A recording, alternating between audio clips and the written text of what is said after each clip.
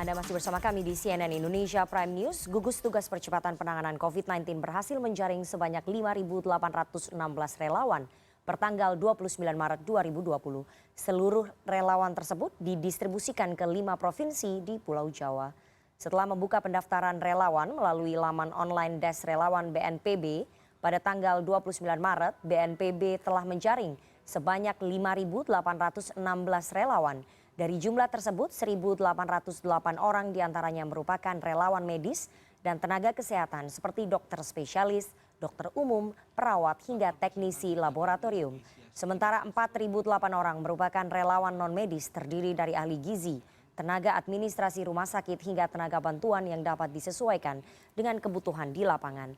Seluruh relawan ini akan disebar ke Jawa Tengah, Jawa Barat, Jawa Timur, DKI Jakarta hingga Banten. Relawan ini memiliki peranan penting dalam menghadapi pandemi virus corona dalam tugas pencegahan seperti memberi pelayanan, konsultasi baik medis maupun psikologis. Tujuan dari Des Relawan ini adalah untuk membantu distribusi SDM relawan kepada organisasi-organisasi dan lembaga-lembaga yang membutuhkan. Kami melihat banyak masyarakat di Indonesia yang ingin terlibat. Tapi di sisi lain, pihak rumah sakit dan lembaga kemanusiaan juga membutuhkan SDM yang berkompeten. Relawan juga perlu memiliki kompetensi dan pemahaman yang seragam terkait kesehatan dan keselamatan saat mereka bekerja. Sehingga protokol-protokol untuk relawan kemanusiaan, baik medis dan non-medis, perlu diperhatikan sekali sehingga operasi kemanusiaan bisa berjalan dengan aman, profesional, dan tepat sasaran. Di tengah penyebaran wabah virus corona yang terus meluas di tanah air, beragam kisah kebaikan dalam bentuk gerakan sosial terus bermunculan. Beragam elemen masyarakat turun tangan bersatu, berlomba, saling menguatkan dan berbagi untuk terus menjaga asa di tengah wabah virus corona. Malam ini kita akan mendengar cerita tentang kebaikan dari mereka yang terus berjuang menebarkan semangat. Dan sudah bergabung para narasumber dari luar studio melalui sambungan telepon. Ada Dr. Handoko Gunawan, dokter spesialis paru. Selamat malam Dr. Handoko. Selamat malam. Dan melalui sambungan Skype ada juga musisi Melanie Supono. Selamat malam Mbak Melanie. Malam Mbak. Dan nanti pada segmen berikutnya kita akan berbincang juga melalui sambungan telepon dengan influencer sekaligus Dr. Tirta Mandira Hudi. Nah, saya sebelumnya akan ke Dr. Handoko terlebih dahulu, tidak apa-apa ya Mbak Melanie ya, nanti saya akan ke Anda. Oke, Dr. Handoko, pengabdian Anda ini memicu simpati publik di usia Anda yang sudah 80 tahun, kemudian Anda viral, tetap melayani pasien. Selain sumpah jabatan, sebetulnya motivasi Dr. Handoko tetap mau melayani pasien-pasien COVID ini apa sih dok sebetulnya? Motivasinya cuma satu, ada pasien sakit yang membutuhkan pertolongan. Dan sesuai sumpah jabatan saya harus melakukan itu. Oke, Anda sempat merasa takut tidak sih di usia yang memang sudah lanjut, umur 80 tahun, menangani pasien-pasien COVID, ada kekhawatiran dan ketakutan seperti itu nggak sih dok sebetulnya? Semua dokter dan para medis, kalau melakukan itu pasti ada rasa takut. Karena kita tahu dengan pasti apa itu COVID-19. Kita nggak boleh main-main. Ya, tapi kembali lagi, ada pasien membutuhkan kita. Jadi memang kalau dipikir bodoh, ceroboh, tapi sesuai dengan sumpah jabatan kita harus maju. Oke, ada berapa pasien dok yang kemarin sempat ditangani oleh Dr. Handoko sebelum dokter ini demam? Yang ditangani ada 8 pasien, masing-masing 4 di 2 rumah sakit. Ada 8 pasien, masing-masing 4 di 2 rumah sakit begitu ya dok ya? Oke, mungkin dokter bisa cerita pengalaman, kemudian kesulitan dalam menangani pasien-pasien COVID ini jika dibandingkan dengan pasien-pasien lainnya begitu dok? Itu terjadi awal COVID mulai merajalela. Sebelum 14 Maret. Ya. Jadi kita tahu bahwa itu bahaya, tapi kita nggak tahu bahwa begitu bahayanya. Nah, sekarang baru kita tahu COVID itu sangat hebat menularnya. Dan tindakan waktu itu nggak pakai alat pelindung yang baik sebenarnya bodoh, nekat. gitu. Oke, soal ngomong-ngomong soal alat pelindung, ada foto yang viral, Anda difoto menggunakan alat Ya, pelindung diri baju hazmat. Rasanya seperti apa sih dok? Panas tidak? Katanya panas, berat begitu ya dok ya? panas sekali dan tidak nyaman. Oke, itu informasinya para petugas medis ini sulit ya dok untuk bisa kemudian ke kamar kecil, tidak bisa keluar masuk dalam ruang perawatan. Mungkin bisa diceritakan Ya, lebih detail gitu dok? harganya mahal 1 juta rupiah dan waktu itu sangat langka. Oke, Jadi rumah sakit pun agak keberatan kalau tiap hari kita pakai APD kemudian dibuang, hmm, hmm. ya. Jadi sekarang sudah wajib, Oke, ya. Tidak ada perawat atau dokter yang masuk menjumpai pasien COVID tanpa itu. oke. Tapi kembali lagi, persediaannya sangat sedikit. Hmm. Jadi dihimbau tolonglah petugas-petugas kesehatan, dokter dilengkapi yang layak sehingga mereka itu nggak mati sia-sia gitu. Oke, Dokter Handoko, Anda ini kan kemarin pada saat merawat pasien-pasien COVID sempat demam, kemudian sesak napas, dan akhirnya dirawat begitu ya. Meskipun hasil tesnya kemudian negatif, Anda sempat khawatir tidak kalau tertular begitu? Bukan khawatir lagi, saya yakin sudah tertular. Oke, Mm-mm. oke. Apa yang Anda lakukan sekarang? Kabarnya Anda melakukan isolasi mandiri begitu ya selama 14 hari setelah keluar dari rumah saya sakit? masih 2 minggu di rumah sakit Mm-mm. isolasi karena saya barusan tidur bersama seorang pasien COVID positif selama 8 hari di Oke. isolasi persahabatan. Oke.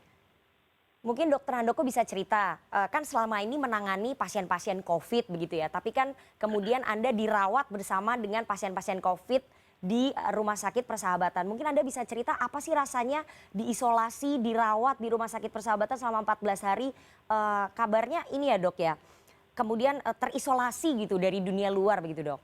Iya, Mm-mm. kalau kita ada di isolasi rumah sakit persahabatan, Mm-mm. maka kita dikurung dalam suatu ruangan tekanan negatif. Oke. Kontak dengan keluarga terputus, Hmm. ya. Kita nggak bisa kemana-mana, Oke. ya. Dan tentu saja dihantui oleh kekhawatiran Hmm. bahwa kita akan kalah dengan penyakit ini. Bukankah penyakit ini sangat mematikan untuk orang yang sudah tua Iya. dan ada komorbid kencing manis dan darah tinggi? Dan saya lengkap. Oke. Oke, kemudian apa yang membuat dokter Handoko kemudian semangat untuk saya harus sembuh, saya harus bisa melewati wabah penyakit ini dan kembali merawat pasien-pasien saya. Apa yang membuat Anda begitu bersemangat, termotivasi untuk bisa sembuh, Dok? Yang termotivasi terutama keluarga. Oke. Saya ingin berkumpul dengan anak-anak, cucu, dan mantu. Ya, walaupun kelihatannya awalnya itu sangat mustahil. Jadi pada saat itu dokter Handoko juga sudah pasrah begitu ya dok ya? Begitulah kira-kira. Oke, dok sebetulnya ini Anda kan sebagai tenaga medis merasa optimis atau pesimis tidak sih dengan adanya penanganan wabah COVID-19 di Indonesia ini seperti apa sih dok? Kalau kita melihat wabah yang begitu dahsyat, ya tidak ada penurunan. Oke. Penyakitnya makin melebar. Epicentrum Jakarta, sekarang orang Jakarta sudah keluar membawa COVID masing-masing. Oke. Maka kayaknya Indonesia sudah kebakaran. Itu bikin pesimis. Tapi kita nggak boleh pesimis. Kita harus tetap optimis. Make the best. Ya. Oke. Dan untuk itu seluruh rakyat Indonesia harus disiplin. Oke. Jangan keluar, stay at home. Nanti dalam 2 minggu akan ketahuan Anda itu COVID positif atau Anda bisa atasin COVID sendiri. Oke. Dokter Handoko, sekarang semua orang psikologisnya kemudian sedang khawatir, semuanya keadaan psikologis masyarakat ini terpengaruh sekali dengan penyebaran wabah COVID-19. Mungkin Anda bisa punya pesan kepada masyarakat untuk terus menjaga asa, bersemangat dalam menghadapi penyebaran COVID-19 ini, dok. Salah satu pengobatan untuk mengatasi COVID-19 adalah stay at home. Oke. Diam di rumah 2 minggu, maka mereka yang kena akan timbul sakitnya panas, lalu diobatin. Oke. Kalau jalan terus, maka kita terus membentuk PDP yang baru. Oke. Dan pesan Anda mungkin untuk teman-teman tenaga medis lainnya yang saat ini mungkin sedang menjerit karena stok APD di daerah ataupun di seluruh Indonesia itu rata-rata langka. Apa pesan Anda kepada para tenaga medis yang menjadi garda terdepan dalam penanganan wabah COVID-19 ini, Dr. Handoko? Pesan saya pada tenaga medis, dokter, dan juga petugas-petugas rumah sakit, yaitu semangat. Ya. Ini adalah konsekuensi kita menjadi orang kesehatan. Ya. Jangan kalah. Kalau kalah, negara kita akan hancur. Oke. Lanjut terus, jaga kesehatan, jaga diri dengan baik. Dan kepada rakyat Indonesia, lengkapilah mereka. Mereka maju perang dengan perlengkapan yang nggak lengkap. Oke. Gizi harus diperbaiki, please. Berapa gaji perawat ya, untuk mendapat gizi yang tinggi. Dan mereka juga ada di garda depan. Oke. Dokter, nanti kalau sudah sembuh, sudah selesai masa isolasi mandirinya, mau turun lagi untuk merawat pasien-pasien COVID, Dokter Handoko? Sementara izin praktek umur 65 tahun dicabut dulu sampai COVID selesai. Oke, semoga lekas sembuh Dr. Handoko Gunawan, dan kita akan langsung berbincang dengan musisi Melanie Subono. Selamat malam Mbak Melanie. Hai Mbak, selamat malam. Selamat malam. Tadi kita sudah mendengar ya apa yang sudah dilakukan, pengabdian begitu tinggi dan juga begitu tulus yang dilakukan oleh salah satu dokter, Dr. Handoko Gunawan, spesialis paru, sudah berumur 80 tahun. Dengan keikhlasannya, semangatnya. Nah, keikhlasan dan juga semangat Dr. Handoko Gunawan juga saya lihat dan juga masyarakat lihat di Anda dan juga teman-teman artis lainnya yang melakukan gerakan sosial, turun tangan, bersatu padu, membagikan masker dan juga hand sanitizer. Apa sebetulnya latar belakangnya? Kan sudah enak Mbak, mendingan nggak usah gitu. Apa yang melatar belakangi Anda dan juga teman-teman lainnya untuk turun tangan membantu begitu? Memanusiakan manusia sih pada dasarnya. Gini, Indonesia itu pertama kalau saya dengan Rumah Harapan udah 13 tahun ya, kita memang selalu di depan mau pembakaran hutan atau bencana atau apapun, dan kali ini kan COVID-19. Indonesia itu luas. Saya setuju sekali yang tadi Dr. Handoko bilang. Kuatkan diri, social distancing, kalau nggak perlu keluar, jangan keluar. Kuatkan diri dengan vitamin segala macam. Pada masalahnya, sebagian besar orang Indonesia, bagaimana mau social distancing kalau rumah mereka ke rumah sebelahnya ini cuma 30 cm. Mereka nggak bisa beli vitamin karena mereka makan anaknya pun susah.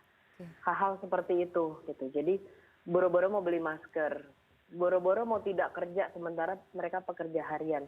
Jadi saya mencoba membantu tenaga medis supaya tidak overwhelming dari segi bawahnya. Semoga tidak menambah pasien dengan cara yaitu tadi kita bagi-bagi madu, vitamin, hand sanitizer, masker. Minggu depan kita akan mulai menambah dengan mempekerjakan beberapa orang yang pekerja mendadak nggak ada kerjaan. Para ojol misalnya, kita juga akan sosialisasi lagi, kita akan menambah dengan sembako, apapun itu. Karena kalau sekarang kita bilang mereka stay at home, nggak fair juga kan gitu. Ya. Mbak Melanie, Anda melakukan gerakan kemanusiaan, tadi Anda sudah mengatakan membagi-bagikan begitu banyak hal yang dibutuhkan oleh mereka yang memang membutuhkan, tapi di sisi lain Anda juga mengakui bahwa Anda menjadi ODP, orang dalam pemantauan setelah pulang dari Spanyol. Mungkin bisa diceritakan Mbak, bagaimana sebetulnya ceritanya? Iya, saya lagi masuk isolasi mandiri juga, ODP plus malah terakhir karena waktu itu hasil darah kurang baik, terus saya batuk, diare segala macam. Tapi pada saat pembacaan hasil, rumah sakitnya tuh dokternya lagi libur karena saya periksanya hari Jumat malam, Sabtu Minggu nggak ada dokter. Jadi saya cuma dikasih kertas, oke, Anda ODP plus. Saya juga nggak paham itu apa, tapi gejala ada segala macam. Saya juga tahu saya suka membaca bahwa orang pun kalau misalnya sudah positif tapi pada level yang rendah, itu sebenarnya bisa self isolation kok, antibody dinaikin, imun sistem dinaikin. Saya juga nggak mau nambah-nambah pekerjaan para medis yang bisa mengurus yang lebih perlu kan, yang lebih urgent. Jadi sekarang saya self isolation sambil ya memaksimalkan diri aja sih. Mbak Melani, di tengah keterbatasan self isolation Anda tetap melakukan gerakan sosial ini bagaimana? Artinya tidak membatasi begitu ya jika orang ingin melakukan kebaikan begitu Mbak Melani? Tidak selamanya kebaikan itu harus turun ke jalan. Tidak selamanya kebaikan itu kita harus punya duit em-eman. Kamu punyanya apa? Waktu. Kamu punyanya apa? Kuota sosmed. Kamu punyanya apa? Suara. Apapun bisa dilakukan. Dan nggak harus selalu kita turun ke jalan. Kebetulan saya punya Rumah Harapan, gerakan yang udah 12 tahun, yang timnya udah lengkap, mereka udah terbiasa bencana, jadi masih bisa digerakin cepat gitu, tanpa harus sayanya ikut turun. Tapi again, buat yang di luar sana, nggak selamanya kita harus ikut turun ke jalan kok. Kalau kondisi kita nggak bagus kan nggak perlu. But you can help bersuara atau apapun itu. Oke, nanti kita akan lanjutkan lagi perbincangan kita Mbak Melani, tapi saya mau tanya dulu kepada Dr. Handoko, tadi mendengar apa yang sudah dilakukan oleh para musisi dan juga artis dan juga banyak masyarakat di luar sana yang mau turun tangan bersatu melakukan gerakan sosial. Bagaimana Dr. Handoko melihat fenomena gerakan sosial yang dilakukan oleh masyarakat untuk bersatu ini, dokter? Luar biasa. Sebab memang COVID itu bukan persoalan orang kesehatan. Itu persoalan kita. Demi generasi kita yang berikut. Kita mesti gotong royong mengatasi ini. Dan itu memberi kita yang di garda depan semangat. Oke, terima kasih sekali Dr. Handoko. Semangat terus, segera sembuh, dan kita semua bisa melewati wabah COVID-19 ini bersama-sama. Terima kasih sekali Dr. Handoko Gunawan atas waktunya kepada CNN Indonesia Prime News malam hari ini. Oke, dan kita akan kembali sesaat lagi. CNN Indonesia Prime News, jangan kemana-mana.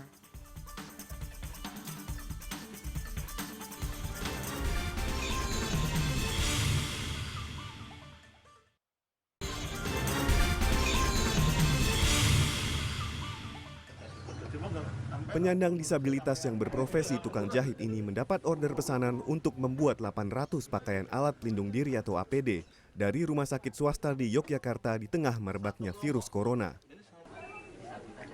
Dalam proses pekerjaannya, para penyandang disabilitas ini menggunakan contoh pakaian langsung dari rumah sakit tersebut.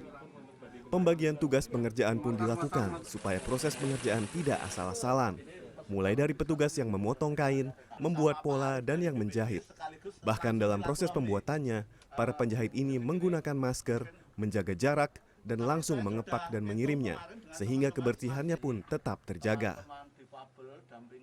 Ya, dari awalnya kan banyak berita bahwa kekurangan namanya pakaian APD ini ya, kekurangan, dan saya dapat kabar dari Pak Ma'ruf dari MPM itu kok kabar itu semakin hari kok semakin berkurang untuk tim kesehatannya. Makanya dia coba berkoordinasi dengan teman-teman saya yang berada di KSP ini. Karena merespon emergensi corona ini, maka dalam beberapa hari ini komunikasi kami dengan pihak rumah sakit. Tampaknya teman-teman difabel bisa berkontribusi nyata dalam memproduksi APD, alat pelindung diri. Kemudian kami koordinasi dengan rumah sakit PKO, kami pinjam sampel karena jadi sampel ini didapat dari, kalau ini udah bikinan teman-teman, sampelnya persis seperti ini. Untuk saat ini, APD yang dibuat masih belum bisa diperjualbelikan secara bebas. Namun rencana ke depan APD akan diproduksi secara massal. Gatot Tripintoko, Sleman, Daerah Istimewa Yogyakarta.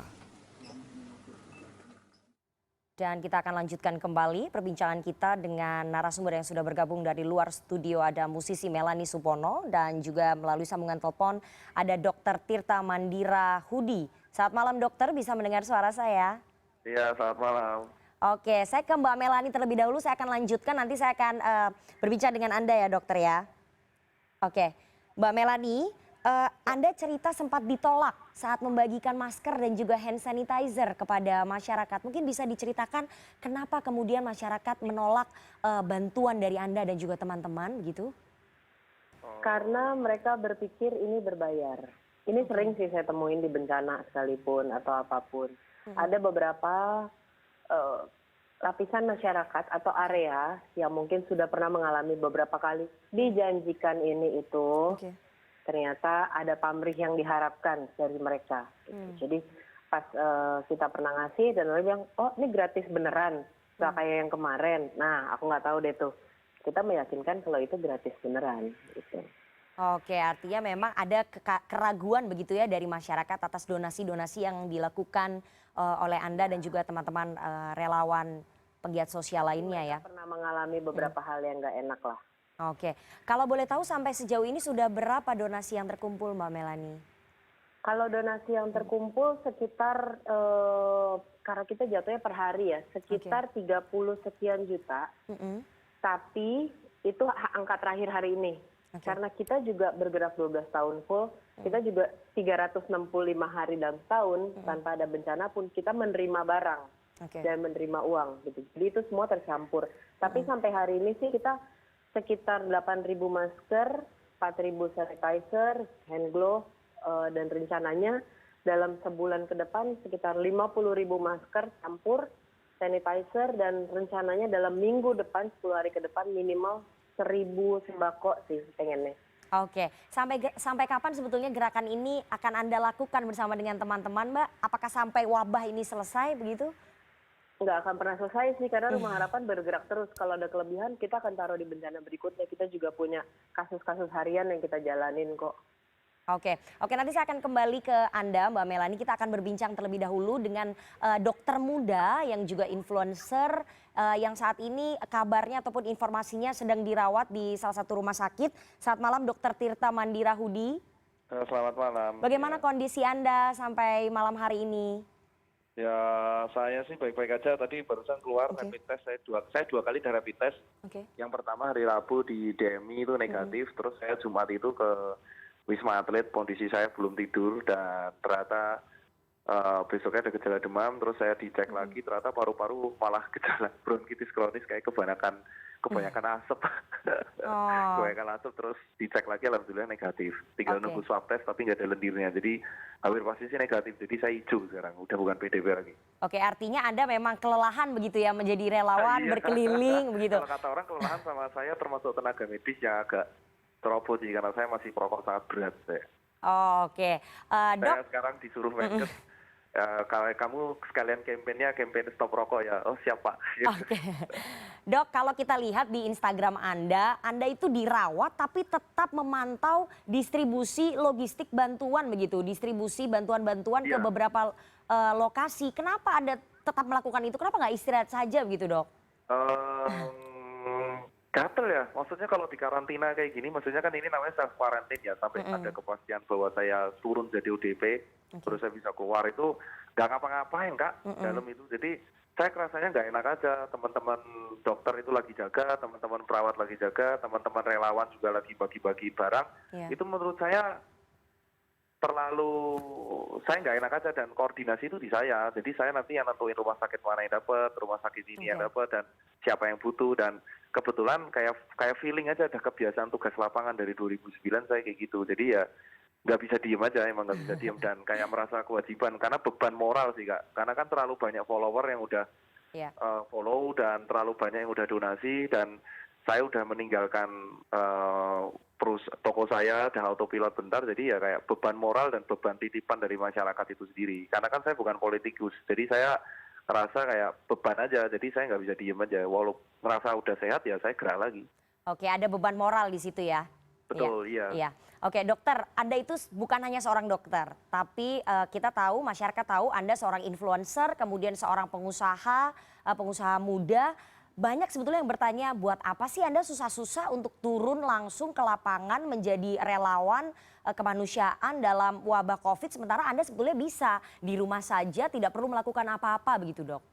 Yang pertama saya sebagai studi dokter di UGM, saya dididik ada sumpah dokter namanya. Kita harus backup teman sejawat, entah depan, belakang, kanan, kiri.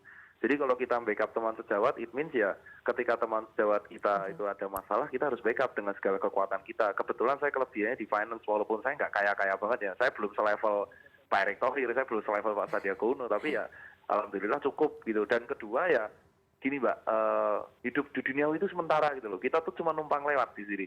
Jadi itu harusnya jadi ladang kita untuk berbuat baik, bukan jadi ladang untuk kayak kita menjadi untuk tampil kaya raya. Buat apa kita kalau kaya raya tapi kita nggak bisa berguna buat di dunia. Itu sih yang diajarin saya di kampus. Jadi saya dari dulu emang seperti itu. Jadi ya why not. Dan saya itu sebenarnya nggak ngincer viral-viral ya. Dari awal saya nolong pakai uang saya karena teman saya itu kebetulan dinas di Jogja dan dinas di Rumah Sakit Harapan kita, Mas Pange 2008, FK 2008. Itu dia kesulitan APD ya saya sumbang aja, terus katanya suruh edukasi cuci tangan ya saya lakuin. Nah ternyata diviralin sama netizen, diviralin sama podcast orang ya viral. Dan saya sebenarnya nggak butuh viral juga sih, nggak ngaruh apapun, malah notifnya jadi banyak, tapi jadi beban moral itu kembali. Jadi ya kembali lagi di dunia itu hidup cuma sementara Mbak. Jadi ya itu udah kewajiban kita untuk ladang berbuat baik. Iya, betul sekali. Tadi kita sudah mendengar juga apa yang sudah dilakukan oleh Dr. Handoko Gunawan, dokter spesialis paru berusia 80 tahun, sudah begitu ikhlas berjuang merawat pasien-pasien COVID. Kemudian tadi ada juga musisi Mbak Melanie Subono yang meskipun menjalani self-isolated, tapi tetap memantau pergerakan donasi-donasi ke beberapa wilayah. Bagaimana Dr. Tirta Anda melihat semakin banyak sebetulnya masyarakat yang kemudian dari berbagai elemen turun tangan, solidaritas untuk tetap berjuang, menjaga asa dalam menghadapi wabah COVID-19 ini. Bagaimana Anda melihatnya? Kalau saya sih dedikasi yang dilakukan oleh Pak Handoko itu sebenarnya, sebenarnya dedikasi yang dilakukan oleh Pak Handoko itu jujur luar biasa bagus ya. Kalau saya bilang. Bisa dicontoh buat kita semua. Dan tapi sayangnya tuh sempat digeser ya. Kalau nggak salah ada isu geser Dr. Handoko turun karena banyak dokter muda nggak kerja, bener nggak? Halo. Oh beliau ini demam dan juga sesak sempat dirawat di Rumah Sakit Persahabatan sehingga harus bed rest. Itu menjadi contoh banget karena ya itulah sebagai contoh bahwa dokter muda itu sebenarnya dokter-dokter itu memegang sumpahnya sampai kapanpun, walaupun sampai umur berapapun. Jadi itu tidak bisa diganti dengan usia kalau menurut saya secara pribadi. Dan sebenarnya bukan hanya dokter Handoko, dokter Erlina yang kalau nggak salah ketua pelayanan yang sudah usia sepuh, beliau buat jalan aja susah, tapi beliau masih melayani pasien langsung. Padahal beliau tuh beresiko elderly loh. Dan beliau tuh sampai jam 2 pagi masih merawat pasien. Itu menurut saya yang luar biasa berdedikasi banget. Dan itu harusnya menjadi contoh bukan hanya buat kita ya sebagai tenaga medis, tetapi buat orang awam juga, bahwa kalau kita mau bagus membantu mereka ya kita stay rumah aja. Kalau yang masih kerja ya jaga kondisi. Oke, Anda melihat bahwa masyarakat semakin solider, semakin mau melakukan gerakan sosial, membantu sesamanya. Ini merupakan suatu tanda yang baik begitu bagi bangsa ini untuk bisa sama-sama bersatu melawan COVID-19? Betul, itu momen menurut saya itu momen yang digunakan untuk bersatu. Dan saya cuma pesen sih lewat media ini, bukan saatnya untuk kita buzzer politik ya. Itu debat-debat menghujat satu sama lain. Oke, artinya semua elemen bangsa harus bersatu untuk sama-sama turun tangan begitu ya dokter. Nah sebetulnya banyak yang bertanya Dokter Tirta, apa yang sudah Anda lakukan begitu meskipun sudah banyak viral di media sosial, mungkin Anda bisa jelaskan lagi. So far apa yang sudah Anda salurkan gitu, bantuan-bantuan kemanusiaan? Di bawah Pak Ewin, aku lagi wawancara ya. Ya halo, maaf bisa diulang. Ya, apa yang sebetulnya sudah viral banyak di media sosial, apa yang sudah Anda lakukan selama ini, tapi mungkin bisa dijelaskan lagi apa yang sudah Anda salurkan begitu. Oke, jadi seperti ini sih, dari awal kan kita melihat pada problem di Indonesia itu yang terjadi sekarang adalah orang tuh lebih senang untuk menyalahkan seseorang itu. Jadi yang pertama kita lihat adalah bahwa kekurangan APD di beberapa tempat. Dan kekurangan APD ini tuh kita menjadi evaluasi dari bagi bersama. Tuh, tidak hanya bagi pemerintah ya. Ya bagi pemerintah mesti menjadi kritik tertentu buat mereka untuk evaluasi. Kenapa kok ADT telat-telatan? Itu udah kritik internal buat mereka sendiri lah. Tetapi bagi kita sendiri itu adalah kritik untuk orang awamnya juga. Kenapa APD bisa kurang seperti ini? Karena diborong oleh orang awamnya sendiri. Sehingga orang awam ini mendapatkan masker-masker, tapi tenaga medisnya nggak dapat masker akhirnya. Dan akhirnya hukum dagang yang berlaku di Indonesia, demand dan supply, yang mengakibatkan harga masker menjadi tinggi dan akhirnya rumah sakit tidak bisa membeli APD tersebut. Inilah yang menjadi menurut saya solusi kita adalah ya suplai APD buat rumah sakit di dekat kita. Ada banyak APD harus dilengkapi, yang nggak hanya masker. Yang masker yang terkenal itu surgical mask, ada N95, ada hazmat, ada goggle, ada face shield itu helm kaca itu. Terus ada boot, ada sarung tangan. Terus yang kedua adalah nutrisi buat tenaga medis dan juga nutrisi bagi teman-teman yang sekarang berjuang di jalan. Makanya ada gerakan sharing is caring. Kalau ada orang yang ngasih makanan di rumah sakit sekitarnya, ada juga orang yang memberikan makanan buat ojol, tapi padahal dia yang bayarin. Terus teknik ketiga adalah edukasi mengenai pola hidup bersih, dan yang keempat edukasi bahwa disinfektan itu hanya dipakai untuk benda mati. Kalau kita membuat chamber disinfektan, itu harus pakai yang bahannya aman mungkin buat tubuh. Paling nggak mirip sama hand sanitizer, gitu yang paling bagus. Gunanya yang chamber itu kan mengurangi virus di dalam baju tubuh. Jadi harusnya dipakai dalam artian untuk seperti itu. Terus edukasi yang terakhir ya ini sih, stay di rumah dan jangan termakan oleh isu hoax, apalagi buat buzzer-buzzer politik membenturkan isu COVID untuk menjatuhkan tokoh seseorang, itu nggak bagus ya, karena COVID itu kan bencana non alam dan ini harusnya musuh bersama ya, bukan saatnya panggung untuk berpolitik gitu loh yang menurut saya.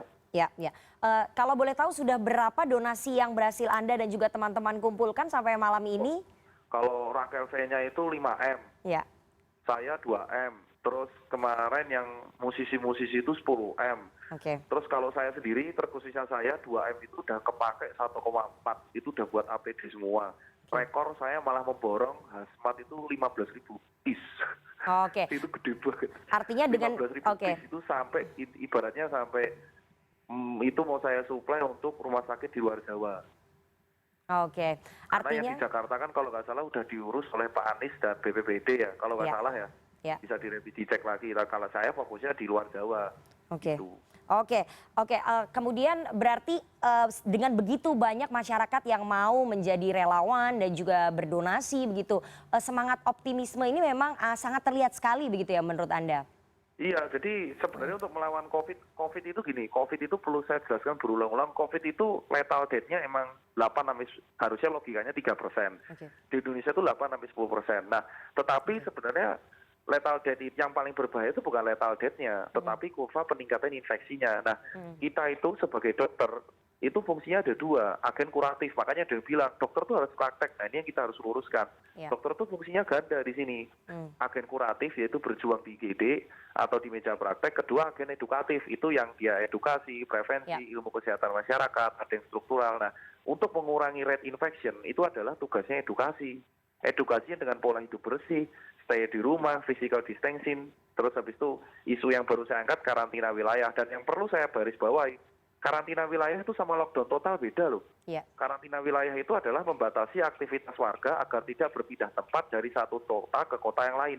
Sehingga di lock aja di kota yang epicentrum.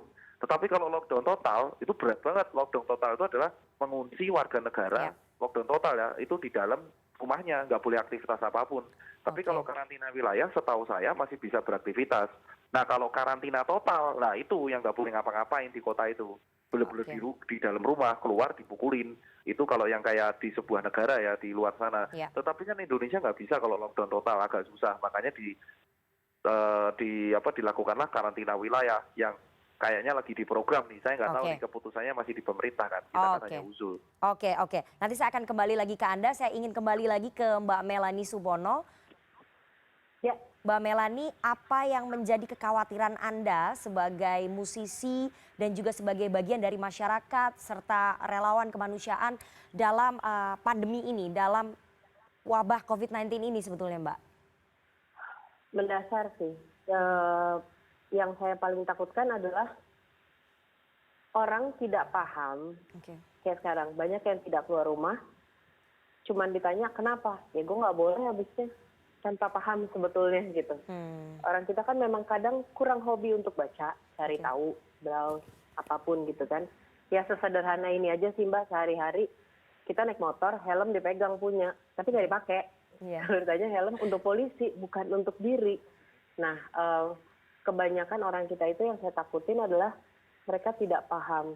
Sehingga makin banyak orang colongan. Pada saat pemerintah bilang nggak akan ada mudik gratis, semua pulang dari sekarang. Begitu Singapura bilang mau tutup, semua berangkat duluan sebelum kena karantina. You don't get the idea sebenarnya apa yang bisa dilakukan. Mereka berpikir, oh enggak kok, buktinya gue sehat-sehat aja. Not really. Jadi edukasi pun harus dilakukan dengan berbahasa yang beda.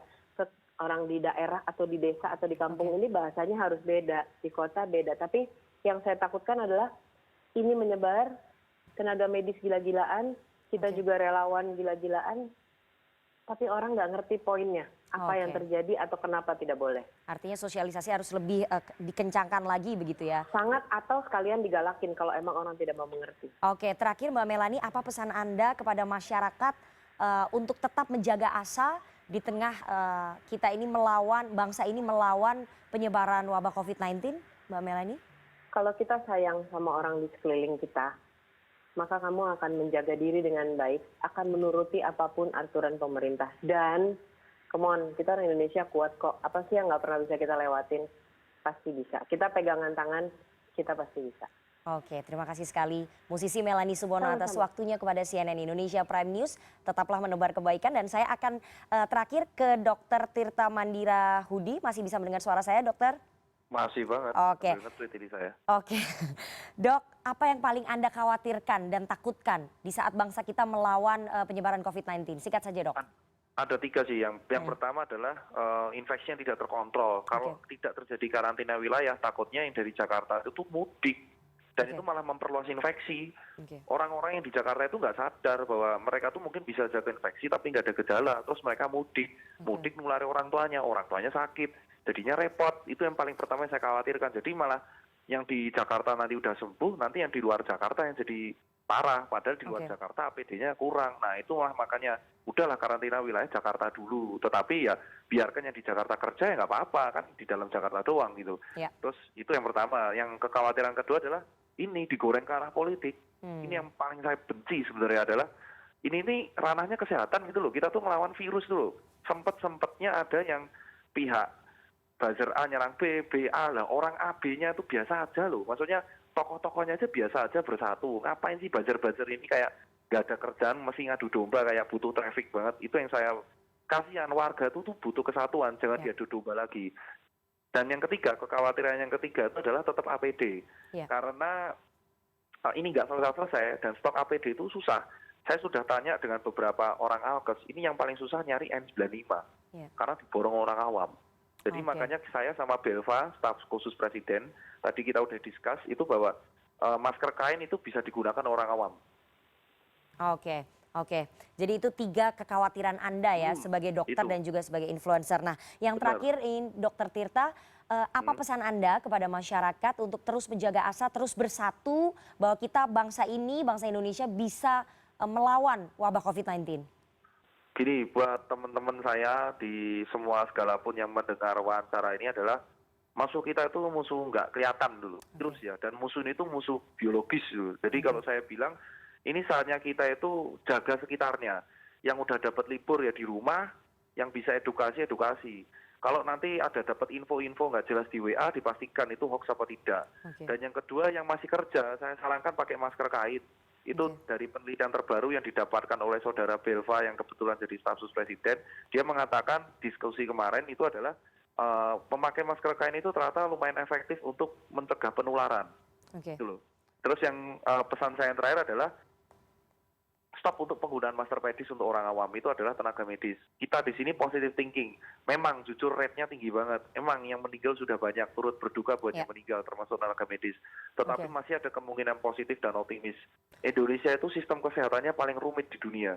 Dan itu harusnya jadi kelebihan bagi kita untuk melawan virus ini bareng-bareng. Kalau kita bisa melawan virus ini bareng-bareng, ini akan menjadi legenda. Karena negara kita itu negara maritim dan kepulauan. Negara kepulauan bisa melawan COVID dan negaranya bersatu. Dan jangan dipecah belah oleh buzzer dan pilihan politik. Itu aja pesan saya. Terima kasih sekali Dr. Tirta Mandira Hudi atas waktunya kepada CNN Indonesia Prime News malam ini, dan semoga semua elemen dari bangsa ini bisa bersatu untuk melawan penyebaran wabah COVID-19 dan terus menebar optimisme dan saling berbagi kepada satu dan juga lainnya. Dan pemerintah Spanyol telah menarik sedikitnya 9.000 alat pengujian virus corona buatan Tiongkok usai mengetahui bahwa alat tersebut hanya memiliki tingkat akurasi deteksi sebanyak 30%. CNN Indonesia Prime News segera kembali sesaat lagi.